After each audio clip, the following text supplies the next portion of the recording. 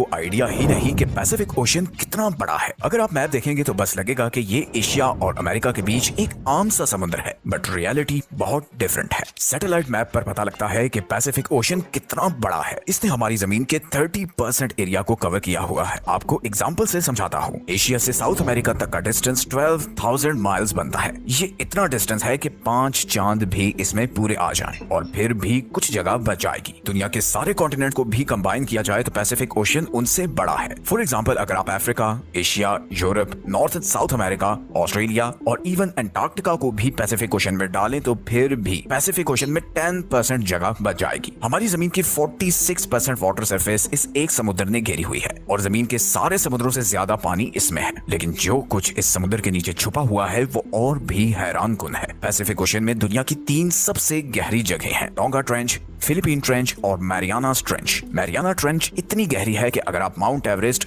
2 बुर्ज खलीफा और 2 Eiffel tower भी इसमें गिरा दें तो फिर भी ऊपर कुछ जगह बच जाएगी। That's how deep and mysterious it is। लेकिन पैसिफिक ओशन इंसानी तारीख और बहादुरी की कहानियों से भी भरा हुआ है। सदियों पहले पोलिनेशियंस ने इस समुद्र को बगैर किसी मॉडर्न टेक्नोलॉजी और शिप्स के क्रॉस किया। ना उनके पास कंपस थे और ना मैप्स, सिर्फ लकड़ी की सादा कश्तियां थी जिनमें हजारों मील का सफर करके वो हवाई, ईस्टर आइलैंड्स और न्यूजीलैंड पहुंचे। फिर आए यूरोपियंस। 1500s में फर्डिनेंड मैगेलन की लीडरशिप में सेलर्स का एक ग्रुप पैसिफिक ओशन क्रॉस करने निकला।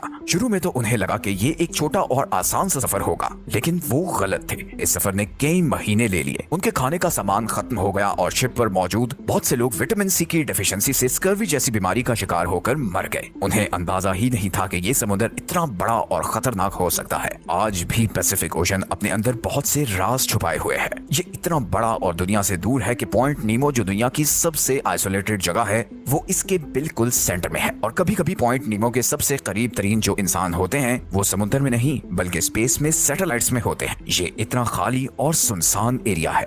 तो अगली दफा जब आप मैप पर पैसिफिक ओशन को देखें तो याद रखें कि ये सिर्फ एक समुद्र नहीं बल्कि कुदरत का एक ऐसा शाहकार है जिसने हमारी आधी से ज्यादा जमीन को ढांपा हुआ है और इसके आगे बाकी सब समुद्र बहुत ही छोटे हैं।